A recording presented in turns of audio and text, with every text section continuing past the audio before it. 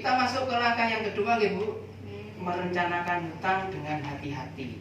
Tapi sebelum kita masuk lebih jauh terkait merencanakan hutang dengan hati-hati, kita simak video yang saya punya.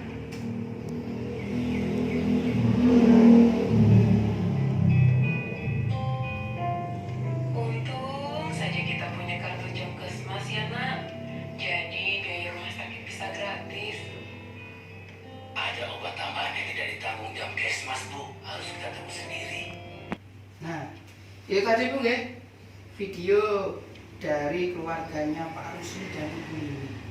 Nah, karena kita sudah menonton video, selanjutnya saya ingin tanya ke Ibu. Kira-kira masalah keuangan apa sih yang sedang dirasakan oleh keluarganya Ibu Lili dan Pak Rusli barusan?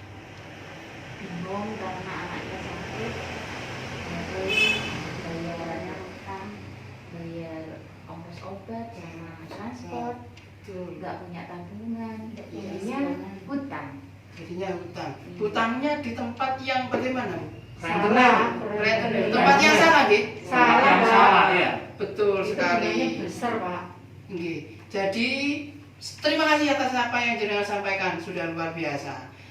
Awal karena Bu Lili tidak punya tabungan, maka Ibu Lili sulit untuk mengendalikan keuangan keluarga.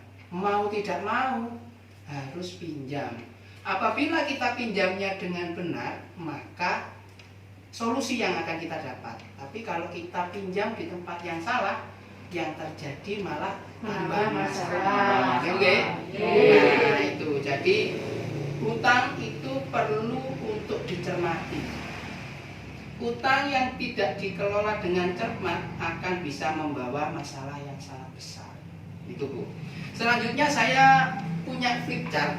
Jadi sebetulnya meminjam itu sudah sangat wajar di lingkungan keluarga, di lingkungan masyarakat. Tapi apabila jenengan meminjamnya dengan kurang pas, tidak sesuai dengan yang semestinya, tidak cermat, maka yang terjadi akan memberatkan jenengan sendiri.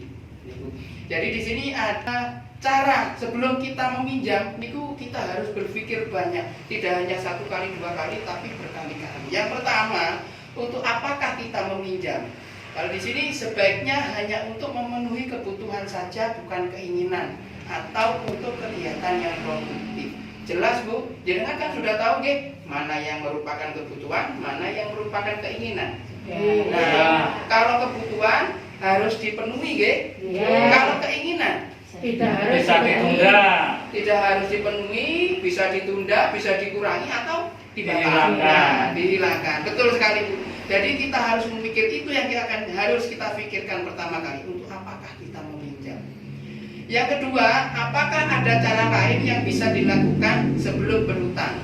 Apabila ada, gunakan tabungan atau aset terlebih dahulu. Jenengan sudah punya tabungan apa belum, Bu, di rumah? Belum. Belum, Nah, kalau belum punya tabungan, selanjutnya jenengan silahkan menabung sedikit demi sedikit, tidak harus banyak, Bu, sedikit demi sedikit. Kalau misalkan disiplin, insya Allah nanti akan banyak sendiri. Misalkan jenengan punya kambing, punya nomor tadi. Betul. Binatang ternak, ayam, sapi, Ayam. Ayam punya. Nggih. Ya. Ayamnya banyak, Pak. Lumayan, Pak. Ayamnya 3. Ayamnya, Ya. ayamnya 3. Tapi 3 itu sebuah aset, Pak. Kalau misalkan kebutuhannya mendesak, 3 ayam itu bisa kok untuk dijual. Kalau misalkan tidak cukup dengan 3 ayam itu, bisalah baru sisanya baru pinjam, Jadi gunakan aset dulu sebelum jenengan meminjam. Yang nomor 3, berapakah besar kita perlu meminjam?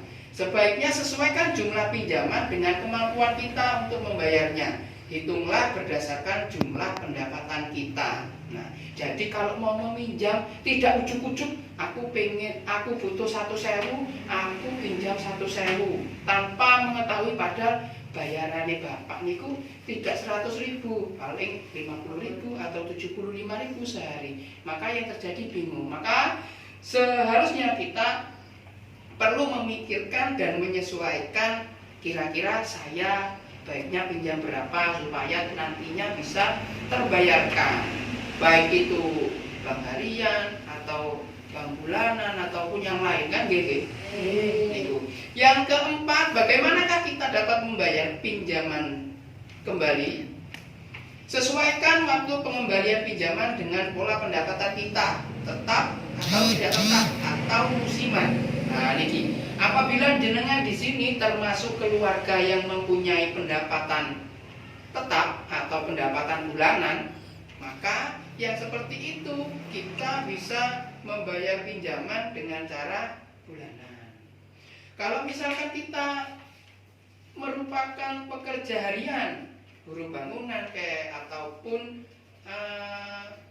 tukang ojek misalkan yang besar pendapatannya tidak menentu, maka sebaiknya kita merata-rata dulu berapa sih penghasilan sehari. Oh, penghasilannya sehari 50.000. Jadi sebisa mungkin jenengan pinjam tidak sampai 50.000 dan pembayarannya dilakukan setiap hari. Jadi disesuaikan kali pendapatannya jenengan. Betul. Apabila mungkin jenengan punya sawah atau punya kebun, nah bisa membayar pinjaman niku dengan cara musiman, padi 4 bulan sekali atau yang lain lah. Terus yang terakhir, kemanakah kita dapat meminjam?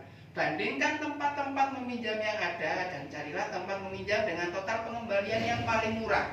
Nah, ini yang ibu-ibu sering terjebak karena mikirnya sudah mumet. Saiki butuh duit, sapa sing biasane nyiri duit, berangkatlah ke sana. Padahal yang dipinjami adalah rentenir. Nah, jadi jenengan perlu Bu, sekarang Bu jenengan niku tidak perlu datang ke tempat-tempat peminjaman. Justru pinjaman itu sekarang bisa lewat online ataupun jenengan duduk di rumah sudah ada yang bank harian yang keliling di rumahnya jenengan menawarkan pinjaman. Bu mau pinjam berapa? Misalkan begitu kan ada nggih? Nah, itu ada. Terus kemudian kalau misalkan jenengan tidak teliti dalam mencari tempat pinjaman yang baik, maka nanti ini akan memberatkan jenengan. Sebaiknya disesuaikan. Kalau jenengan pinjamnya sedikit, sebisa mungkin di tempat yang total pengembaliannya juga paling sedikit, entah itu di arisan, koperasi, bank ataupun yang lain. Niku nggih? Kira-kira sudah paham dari apa yang sudah saya sampaikan ini? Sambung. Ada pertanyaan? Tidak ada? Ya. Oke, kalau tidak ada, silahkan jenengan buka halaman 62, lembar cerita 2A.